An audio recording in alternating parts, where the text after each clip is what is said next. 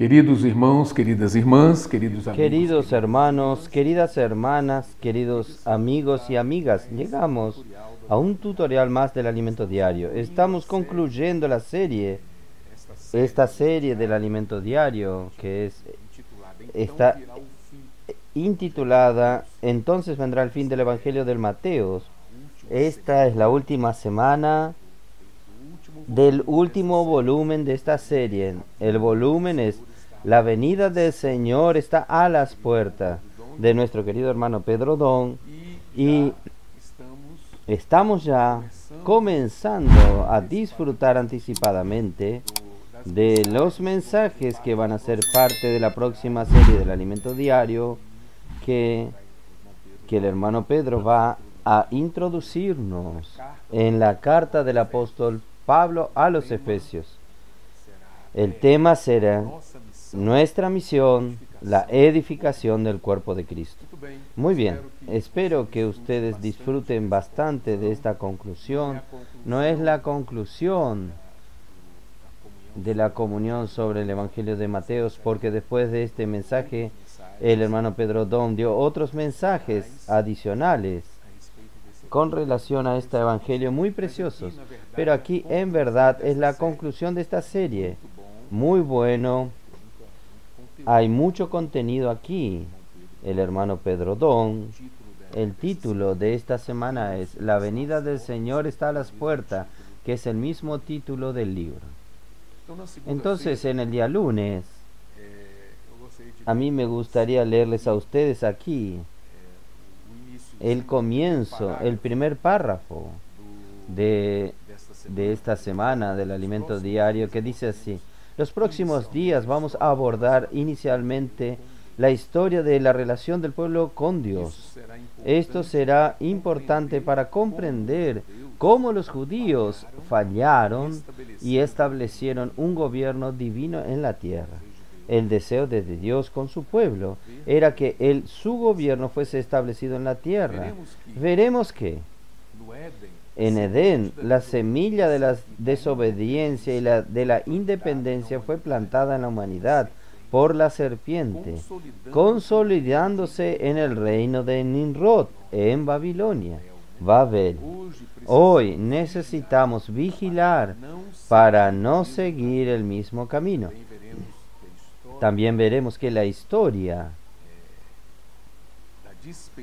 de la dispersión del pueblo judío desde Jerusalén, comenzando en el año 70 y yendo hasta la creación del Estado de Israel en 1948, tiene relación directa con la profecía de la higuera en Mateos 24. Es el tema que vamos a abordar en esta semana. Mateos 24, la parábola de la higuera. Constataremos que realmente el Señor está a las puertas, y más que esto, percibiremos cómo debemos actuar y vivir delante de la eminencia de la venida de Jesús. Por eso que es importante la lectura con mucha calma. El hermano Pedro fue detallando la historia de la relación del pueblo de Israel con Dios, y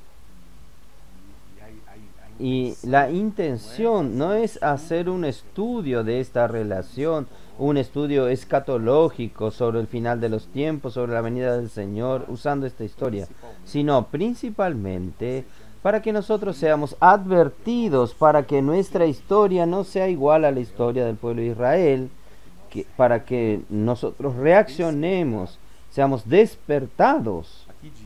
Aquí dice, para comprender la relación de los judíos con los acontecimientos de Mateo 24, vamos a hacer una retrospectiva.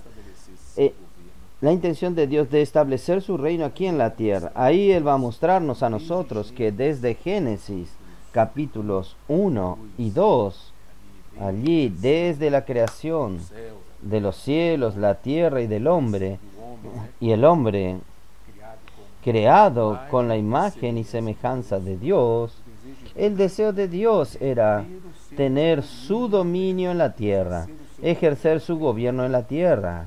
El deseo de Dios es que muchos hombres con la imagen y semejanza de Dios se multiplicasen en la tierra para que su gobierno estuviese aquí. Entonces, esta es la intención de Dios. Él quería usar al hombre como un canal para que él pueda llevar a cabo este propósito.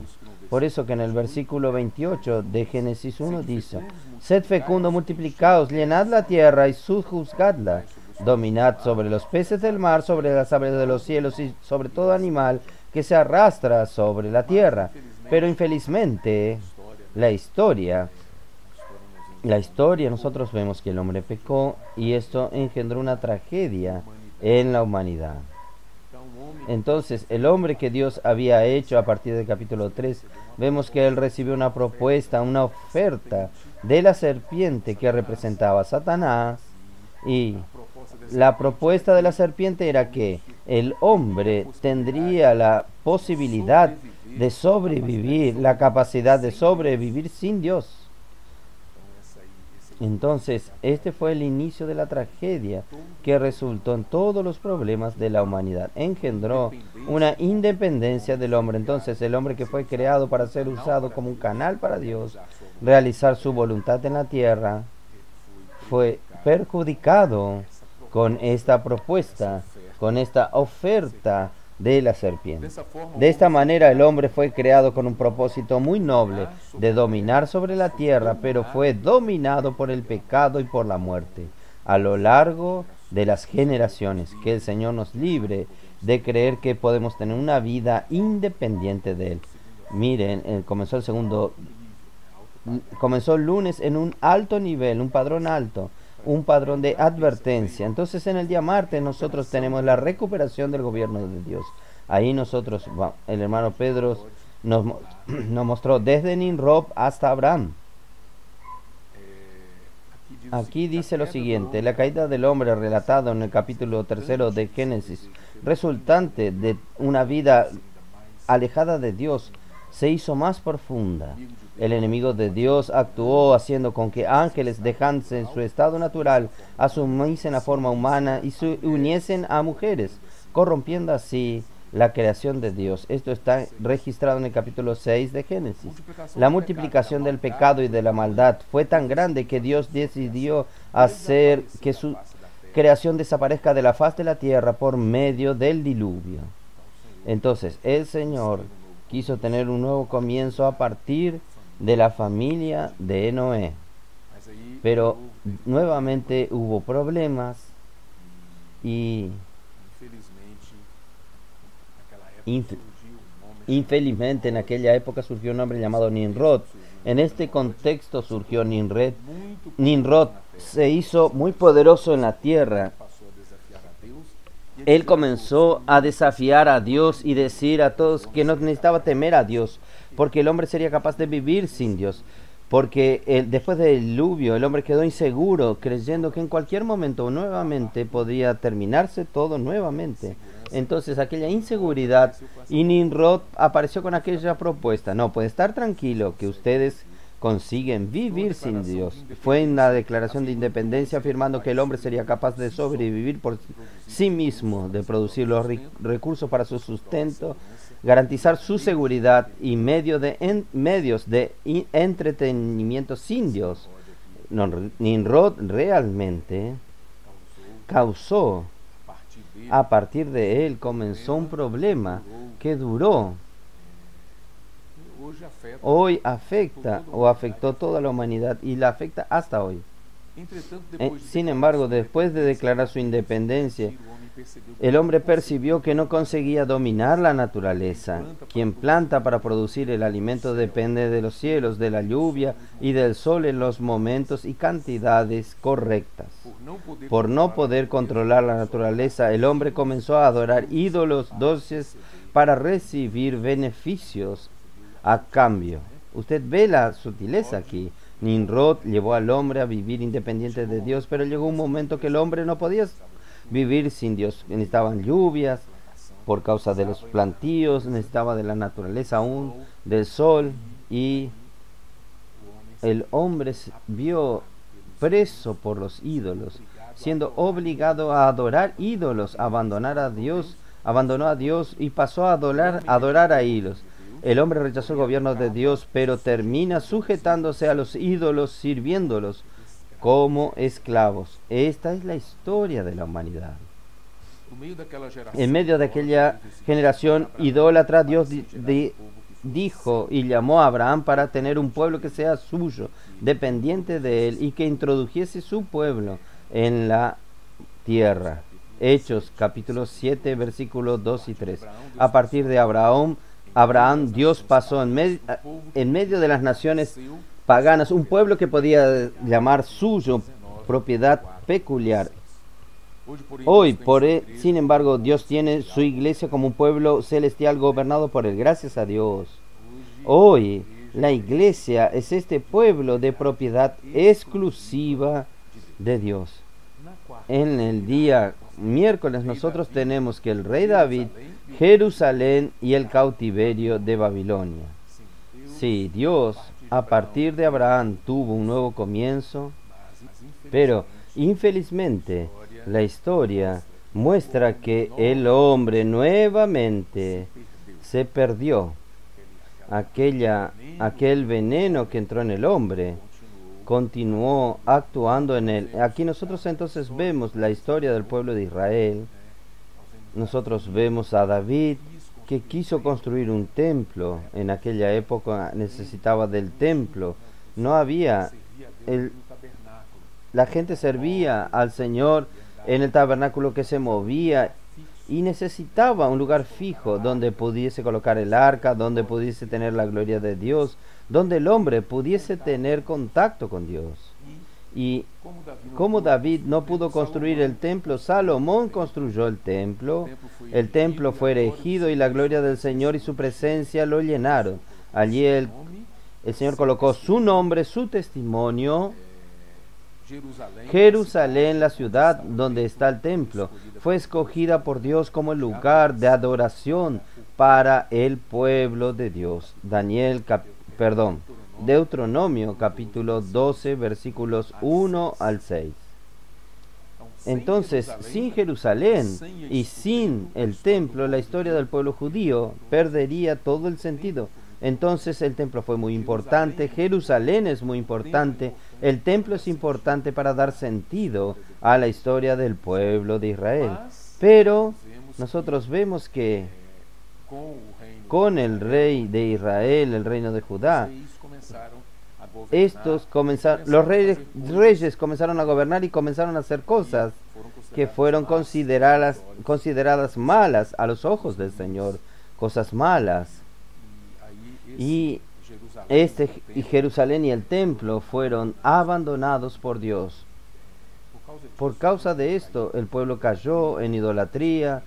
Esta fue influenciado por las naciones paganas y ahí trajeron ídolos para dentro de Israel y hasta aún para dentro del templo. Esto está registrado en Ezequiel capítulo 8, 6 al 10. Fue algo terrible que sucedió. Entonces los líderes, ancianos, mujeres y jóvenes, en vez de adorar a Dios, adoraban a ídolos. En Ezequiel entonces tuvo visiones sobre la gloria de Dios saliendo de Jerusalén y del templo y visiones sobre el exilio babilónico, advirtiéndoles que lo que les ocurriría. Capítulo 11, versículos 23 y 24 de Ezequiel. Muy bien, nosotros vemos esta distancia, este apartar del pueblo de Dios alrededor de este pueblo. Y este pueblo se envolvió con la idolatría, pero este templo que fue construido, después fue destruido y después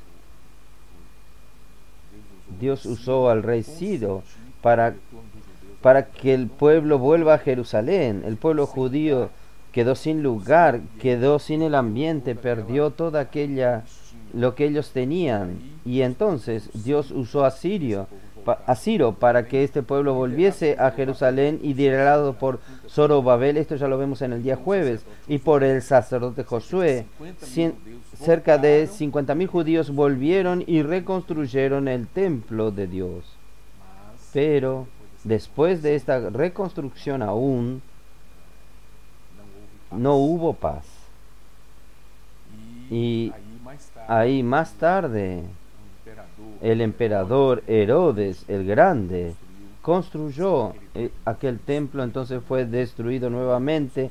Ahí Herodes construyó otro templo, ahora con cosas que él agregó en este templo. Y nosotros vemos, para cortar la historia, confusión nuevamente, y este templo que fue erigido por Herodes también fue destruido en el año 70. Entonces el Señor habló, aquí no quedará piedra sobre piedra, refiriéndose a aquel templo erigido por Herodes. Después del año 70 el pueblo quedó sin Jerusalén, sin el templo, y solo en 1947 la historia del pueblo judío volvió nuevamente. Solo en 1947 Dios usó a Osvaldo Araña, y en una sesión especial de la ONU, él tuvo una actuación decisiva en cuanto a la creación del Estado de Israel. ¿Qué ocurrió en 1948? Entonces, al final del 47, en noviembre más o menos, el Señor levantó a este hombre. Ahí él usó una estrategia para que este tema de la creación del Estado de Israel fuese decidido, favorable a la creación del Estado en 1948. Entonces el Estado de Israel fue nuevamente establecido. Muy bien, ahora tiene el Estado de Israel. Ahí más tarde nosotros vemos que Jerusalén fue conquistada, solo que en parte, en 1967, está todo detallado aquí, que el hermano Pedro lo colocó acá para nosotros. La guerra de los 6 días, 1967, Jerusalén, el Estado fue creado, pero Jerusalén fue retomado en la guerra de los 6 días porque hubo una guerra con los pueblos árabes, los países árabes, y entonces él aprovechó, ganó aquella guerra y retomó Jerusalén, solo que en parte, porque el monte Sión, aún allí en el monte Sión, había sido construidos mezquitas, y está allí un lugar llamado, mantiene aún el dominio de la explanada de las mezquitas. Muchas naciones no reconocen como la capital de Israel, pero el presidente Trump, el presidente anterior de los Estados Unidos, hizo este reconocimiento, declaró este reconocimiento de que Jerusalén es de Israel, y el gobierno brasilero también en la época hizo este reconocimiento también. Bueno, esta historia de Israel es el restablecimiento del Estado, el Estado de Israel. El pueblo estaba esparcido por toda la tierra. Ahí volvieron en 1948 a tener nuevamente un país, un Estado, un lugar para ellos. Entonces, ¿qué sucedió? Fue que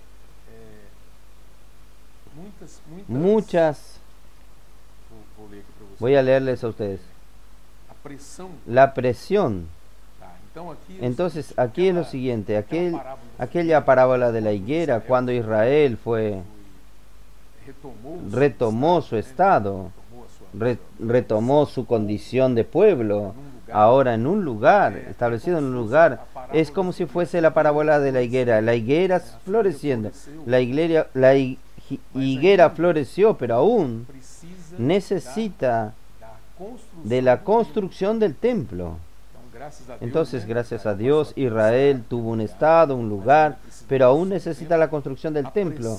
La presión de la opinión pública internacional y la reacción de los países árabes hasta este momento no permitieron que esto suceda, pero vemos hoy que las cuestiones internacionales están pasando por grandes transformaciones. Entonces, todo puede cambiar en poco tiempo. Ahí la cuestión es la siguiente. Nosotros sabemos que va a surgir el anticristo, va a necesitar de un líder muy fuerte para poder establecer, entre comillas, una paz y propiciar la construcción, el ambiente para la construcción de este templo en Jerusalén. Y nosotros sabemos que después, este anticristo, él va a romper con las personas que él hizo alianza, pactos, y él va a tener comienzo allí.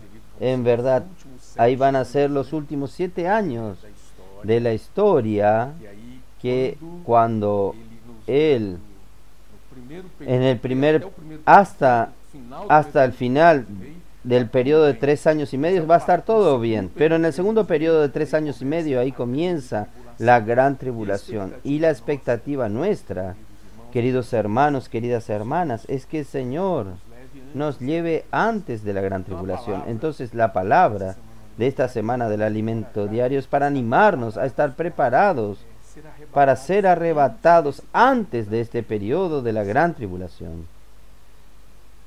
Entonces, nosotros estamos viviendo un periodo que todo indica que es la última generación. Nosotros somos el final, somos la generación final.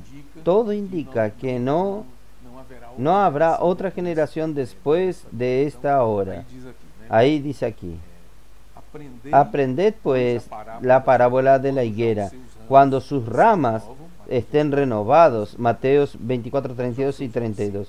Cuando sus ramas se renuevan y sus hojas broten, sabrán que está próximo el verano. Así también ustedes, cuando vean todas estas cosas, sabed que está próxima a las puertas. No veamos esto como un mero estudio escatológico, como hablé ya al principio. Los acontecimientos son evidentes y demuestra la necesidad de estar dispuesto como la última generación antes de la venida del Señor. Ahí el versículo 34 dice así: en verdad os digo que no pasará esta generación sin que todo esto suceda. Ahí explica que es generación aquí. No tiene significado de un grupo de personas que viven en una misma época y tienen la misma edad, sino se refiere a la condición moral del pueblo. Entonces el hermano Pedro nos ayuda, trae una alerta para nosotros cuando usted lee Romanos capítulo 13, 11 y 12. No es hora de dormir, vamos a despertarnos y envolvernos con la predicación del Evangelio y con la edificación de la iglesia. Necesitamos vigilar. Pasarán los cielos y la tierra, pero mis palabras no pasarán. En aquel día y hora nadie sabe, ni los ángeles del cielo, ni el Hijo, sino el Padre. ¿Qué tenemos sobre la venida del Señor? Son indicios de que la venida del Señor está muy próxima, pero nosotros tenemos que prepararnos porque nosotros no sabemos el día. Y ahí en el día sábado y domingo, sábado es el título es Preparados para la venida secreta del Señor. Aquí nosotros somos animados a disfrutar de la venida secreta del Señor, porque Él va a tener su venida secreta para aquellos vencedores que van a ser arrebatados. Ahí está aquel grupo de vencedores allí registrados en el Evangelio de Mateos, que son aquellos dos que estaban en el campo, aquellas dos que estaban en el molino. Los dos que estaban en el campo y las dos que estaban en el molino, una será tomado y otra será tomada y otro dejado. Entonces estos aquí representan a los vivos, los vencedores vivos, que serán arrebatados antes de la gran tribulación, y ellos van a disfrutar de la venida secreta del Señor. Entonces el Señor va a venir como ladrón, y si el dueño de la casa supiese a qué hora viene el ladrón, él vigilaría. Nosotros cristianos, nosotros que estamos viviendo la vida de la iglesia, nosotros que somos la generación final, nosotros que hacemos parte de los trabajadores de la última hora, tenemos que estar despiertos, tenemos que estar vigilantes para que el Señor, porque el Señor va a llegar en cualquier momento y nosotros queremos ser arrebatados en la venida del Señor. Entonces debemos ser personas sobrias, no podemos estar como aquellas personas de la época de Noé, de Lot, que estaban totalmente envueltas con las cosas de la tierra, con las cosas del mundo. Tenemos que estar despiertos por el Señor. Al mismo tiempo vamos a andar en la vida de la manera normal. Aquellas que estaban en el campo, en el molino, vivían su vida normal. No podemos decir, el Señor Jesús está volviendo, entonces no me voy a casar, no voy a tener hijos. Sí, continúe en la vida normal, y solo que usted va a hacer de esto de manera vigilante. No podemos tener dos vidas. Tenemos que tener solo una vida en la presencia del Señor, teniendo comunión con el Señor, predicando, dedicando el amor reverente a la palabra del Señor. Aprovechemos cada oportunidad. El sábado somos animados para leer la Biblia, oír los mensajes del instituto, Vida para Todos. Debemos intensificar la predicación del Evangelio porque somos los trabajadores de la última hora. Dios necesita de cada uno de nosotros exactamente donde estamos, siendo luz para las personas, orando por ellas, dando testimonio del Evangelio. Y más que esto, buscando introducir estas personas en la vida de la iglesia. Entonces quiere decir predicar el Evangelio, orar por las personas, llevar la palabra para ellas y cuidar de ellas por medio de la central de recepción, red de cuidado, hombres de oración, mujeres conectadas, avanza jóvenes, fábrica de vencedores. Necesitamos cuidar de las personas e introducirlos en la vida de la iglesia, en los servicios de la iglesia, para que ellas sean edificadas. Si nosotros estamos haciendo esto, el Señor va a encontrar haciéndonos así. Aquel siervo bueno y prudente que cuando el Señor vuelva, lo va a encontrar haciendo así.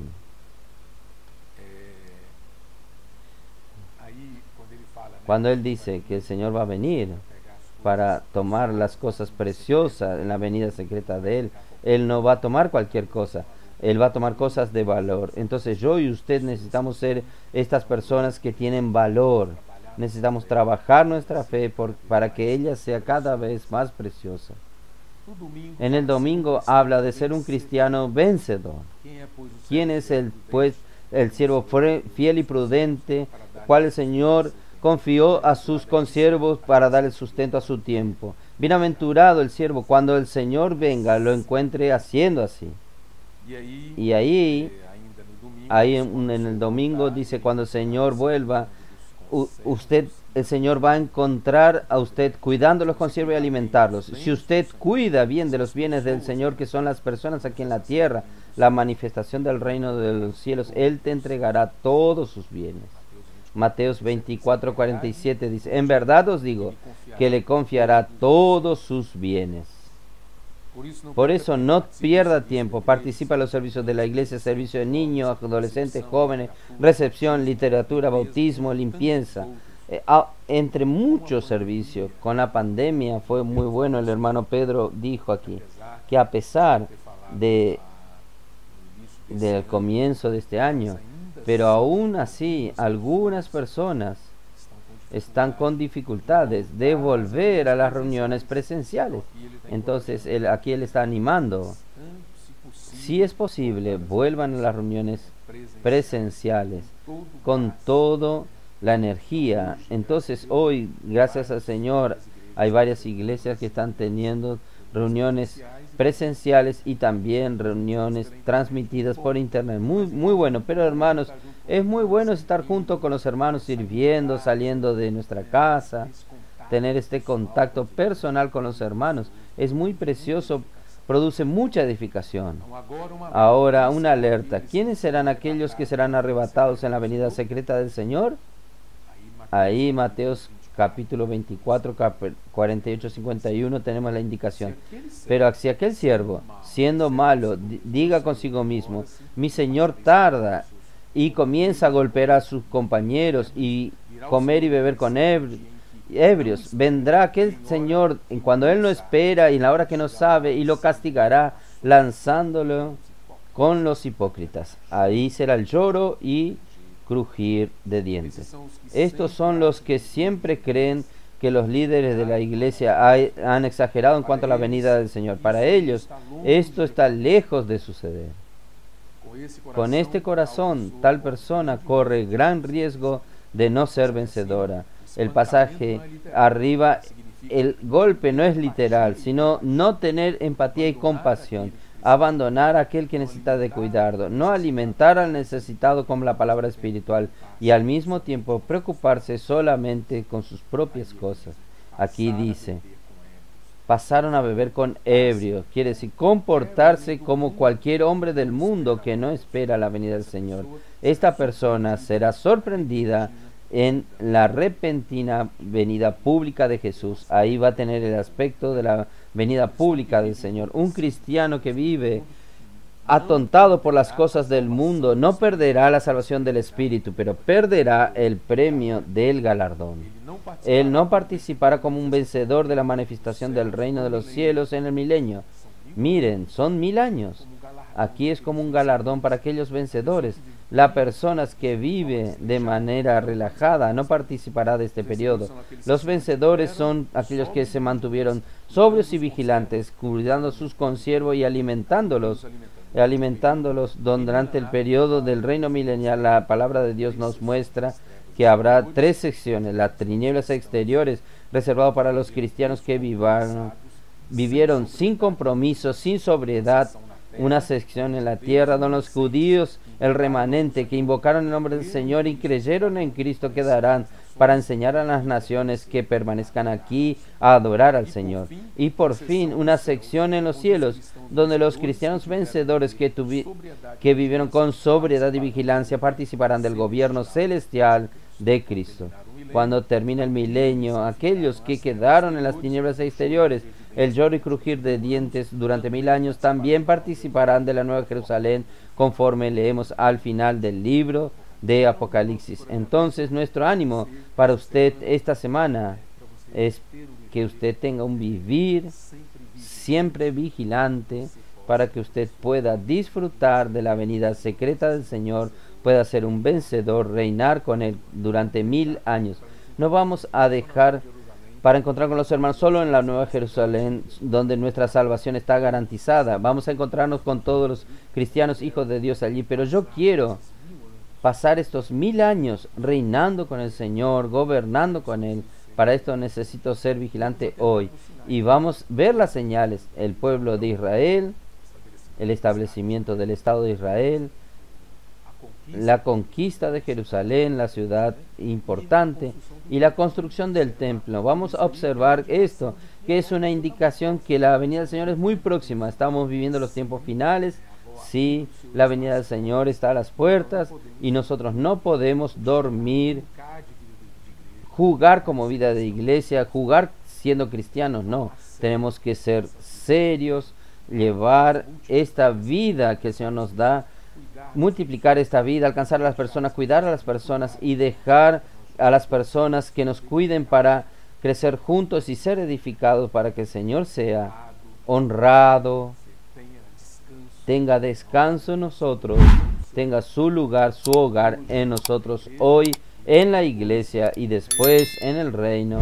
Vamos a estar con la cabeza levantada y en la Nueva Jerusalén por la eternidad estaremos con Él. Amén.